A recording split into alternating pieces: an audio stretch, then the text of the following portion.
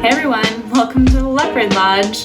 I'm Liv, and today we'll be making fresh pasta dough for two. You're not gonna need any special equipment. This is just gonna be like a super rudimentary way to make fresh pasta dough. I don't know, I don't think anybody ever taught me exactly how to make pasta.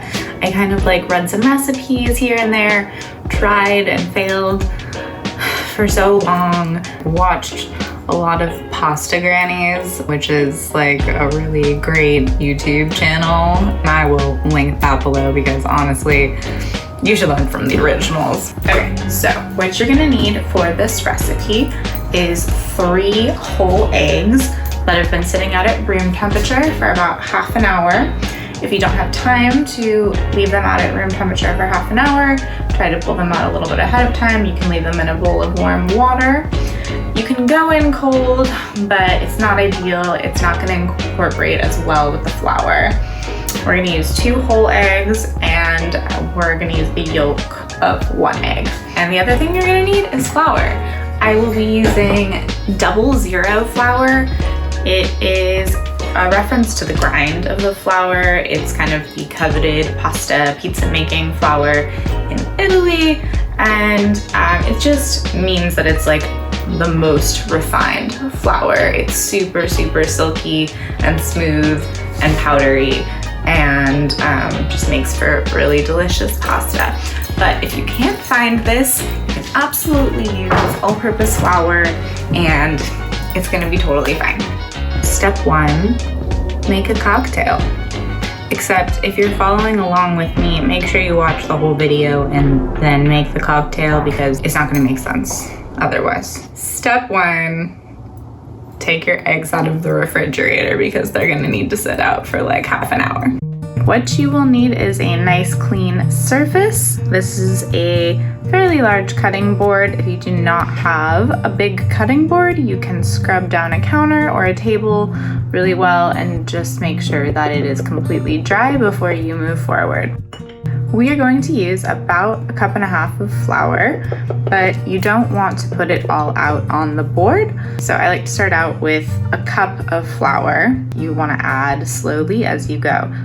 You want to make a nice shallow hole with the flour, so it's kind of this ring around it. And I just make it really wide so that the eggs can sit here nice and peacefully without spilling over the sides, but also have enough room to hang out. Looks like I got a little shell. Rookie mistake. I'm usually a lot better at cracking eggs. Have a little bowl for our egg white because we're just gonna use the egg yolk. Kind of bounce the yolk back and forth and toss it in. So you don't have to use an extra egg yolk. I just like to throw it in for a little bit of extra richness. If you choose to omit it, you'll just end up adding less flour when we're kneading. Basically the rule is 1/2 cup of flour per egg.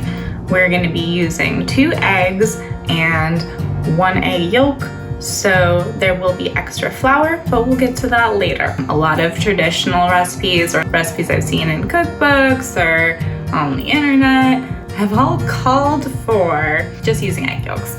And I find that to be kind of a wasteful practice because one can only drink so many whiskey sours. Now that we have our little eggs sitting in their little jacuzzi tub hanging out here, we're just gonna start whisking them. Once your eggs are well mixed, you wanna just kind of slowly start incorporating flour. You wanna do this really slowly so that you don't start having eggs leaking out on the sides and making a big mess. I like to use a bench scraper to kind of help me keep things in line. You might be wondering why there's no salt in this recipe. The thing that really matters is salting your pasta water. And you want to be putting a lot of salt in there so it kind of like tastes like seawater, like yes, that much salt, because that is really what's going to impart the salt into the dough. Putting it in when you're making it doesn't make that big of a difference. Here's where this bench scraper is really gonna come in handy because you don't wanna just be like scraping this up with your hands. I don't wanna get my hands super gooey yet. that will cause me to have to kind of peel some of the dough off of my hands. So keeping it metal on metal for as long as possible just kind of helps make everything a little bit easier. If you don't have a bench scraper, you can try using like a spatula or another fork. Okay, so here's where that roughly 1 cup of flour is gonna come back into play. How much flour you add is totally gonna depend on the day. I always find that it takes about another half cup, but I'm certainly not gonna just like dump this all on here and call it a day. I'll sprinkle some on my hand. It's nice to have it kind of like out here to kind of pull in as we're kneading. Let's get a little bench scraper to get this floured up before I start kneading because it's really, really wet. Like this definitely needs a significant amount of flour, but I'm gonna be incorporating the flour slowly because how much flour this needs will change from how humid it is outside to how big the eggs are. It's a lot harder to add moisture than to add flour.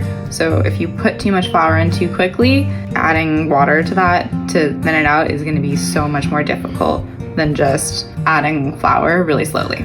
How do you knead? You kind of wanna push the heel of your palm into the dough and then kind of bring it back over.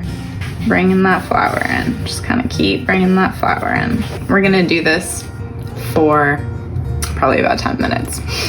You just gotta get there. You just gotta keep pushing it. Really wish I'd made that cocktail first before I did this. We gotta keep going. Free arm workout with pasta. Okay, so knowing when your dough is ready, like I said, it's probably gonna take a couple tries for you to get like, become one with the dough and like really understand what it's about. But the best thing I can say is that it has to be springy. When you poke it, it springs back. That means the gluten is working.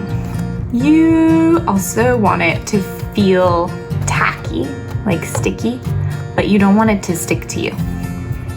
There's like no dough sticking to me right now. All right, so we're gonna let this rest for half an hour minimum. You can leave it for longer if you want. Things you can do while you wait for your pasta dough to rest. Make a cocktail. It's a really good time to make a cocktail. You can also, of course, work on whatever sauce you are doing. Oh yeah, to rest it, you're gonna wanna cover this with some flour. You have to put your dough away. You can't just like leave it on the counter like this. I feel like how you rest your dough is like a heavily debated topic. Some people are like, you have to put it in saran wrap. Saran wrap is kind of wasteful. Like, do you really need to use that piece of plastic? And they didn't have it like 100 years ago. Honestly, they probably just put a towel on it, which I think is totally fine. I've gotten in the habit of putting it in Tupperware so that it's sealed, just in case that's like a thing that matters. Oh yeah, and you wanna cover this with some flour. Make sure it's well coated in flour. And in case it matters, you do you, whatever feels right. Okay, so you're probably like, Liv, what do I do with that extra egg white? Like, it's just sitting there. What do? I can't make an omelet with 1 egg white. Sure, you could add your 1 egg white to something tomorrow, but a more fun opportunity is to make a classic cocktail called the Whiskey Sour. This is called a Boston shaker. It is basically a cup that fits in another cup. Those other shakers with the tops are certainly cute, but this is a lot more practical for not spilling your drink everywhere. 1.5 ounces of rye. You can also use bourbon, Irish whiskey, or Canadian whiskey if those are your jam. They're not my jam. 3/4 ounces of lemon juice. Perfect amount, half a lemon. Half an ounce of simple syrup. Simple syrup can be made quickly and easily by combining equal parts sugar and boiling water in a vessel and stirring or shaking until the sugar is dissolved. Don't forget to let it cool so you don't cook your egg whites. It's kind of a 3, 2, 1, if you will. Our egg white, that's going in. We're gonna shake this without ice for 15 to 20 seconds. Oh yeah, if you're gonna do this recipe, make sure that you scrub your eggs real nice and hard before you separate them.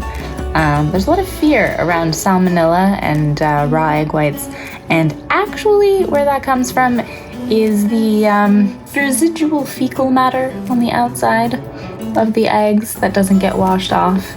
I know it's a tasty topic that we're talking about, but safety is important. Don't get salmonella. Wash your eggs. That's all I have to say. We want those whites to get nice and frothy before we put our ice in. Let's check them out. Add your ice. Put it back on. Make sure it's nice and tight. The more you make cocktails, the more you see a pattern of how things are made. So sours, for instance, like a margarita, is made the same way: 3, 2, 1, liquor, citrus, sugar. Fun fact.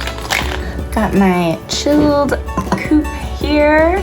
If you don't have a coupe, you can use any other cup you want, but sticking it in the freezer for a bit is nice to make sure your drink stays nice and cold because it's not on ice, and also because there's egg whites involved, so we want to keep those cold as well.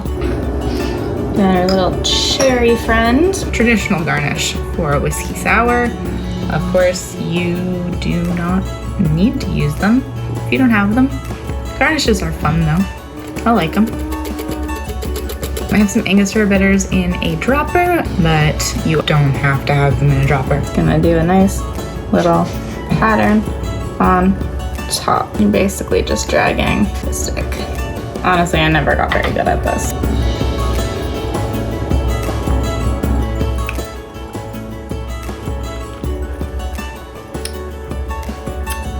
It's pretty good.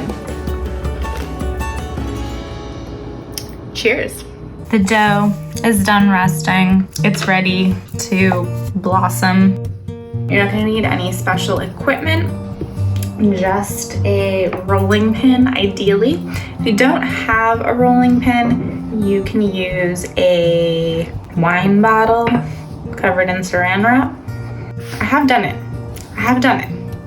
When I've been visiting people, I've had to do it. A rolling pin is a lot easier, I'll tell you that.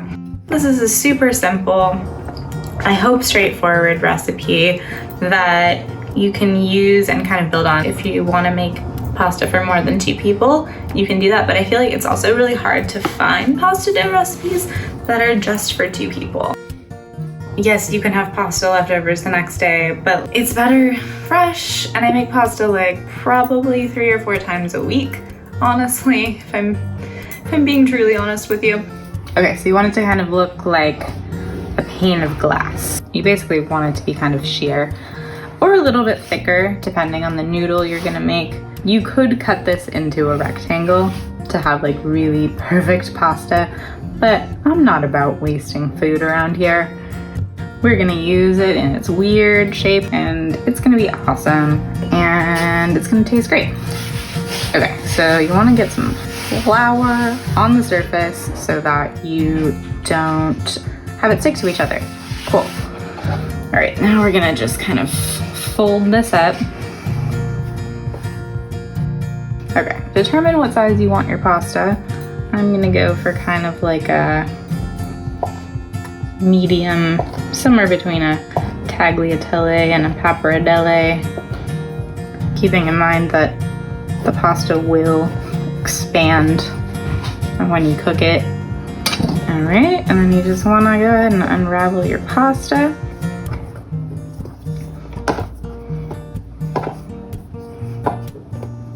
I'm gonna gonna go ahead and toss a little semolina in here to keep it from sticking.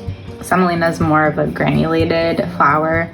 If you can't get semolina, you can just use regular flour. That's absolutely fine. If you're gonna use your pasta within the next 20 minutes, you can kind of just leave it out at room temperature. But if you're gonna be cooking for a while longer or prepping for a while longer, you can grab a sheet tray, put some parchment paper down, put this on top, make sure it's well floured, and stick it in the fridge until you need it. There you have it, fresh pasta dough. I hope you all enjoyed this video and are feeling excited and motivated to get out in the world and make some fresh pasta. I know it can seem a little daunting, but like, just give it a shot. Anyway, thanks for watching. Tune in next time for something else. It would be truly wonderful if you could share this with a friend if you enjoyed it. Like, that's really the best thing that you can do. It's just like, you don't need to like, you don't need to subscribe. I mean, it's great if you do. I would love it if you would do those things. But like, just share it with a friend and then plan how you're gonna make pasta together. Okay, thanks, bye.